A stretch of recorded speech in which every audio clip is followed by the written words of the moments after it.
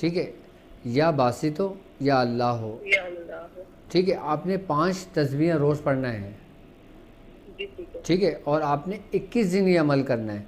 और तरीक़ेकार इसका ये होगा कि आपने 1 पाव चीनी और 1 पाव सूजी ले लेना है। ठीक है, जी ठीक आप है। जब ये 500 मरतबा पढ़ लेंगे आपने उसके ऊपर दम कर लेना है। ठीक है, ठीक है। आपने इसके 21 हिस्से कर लेना है। और ठीक है। 21 हिस्से करने के बाद आपने एक हिस्सा अपने शौहर के ऊपर से 21 मरतबा उतार कर आप इसको चींटियों को डाल दें।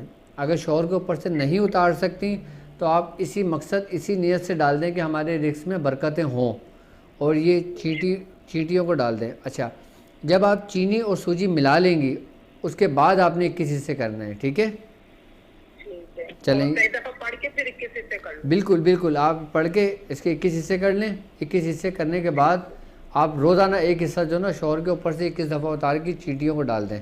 इंशाल्लाह ताला फिर आप देखिएगा कि रिस्क में कैसे बरकत होती है, इंशाल्लाह कैसे रास्ते खुलते हैं। इसका फ़ायदा ये होगा कि अगर जादू की वजह से या बंदिश की वजह से आपके रिस्क में कोई बंदिश लग गई हो ना, तो इस अमल से इसकी बंदिश भी खुल जाती है इससे।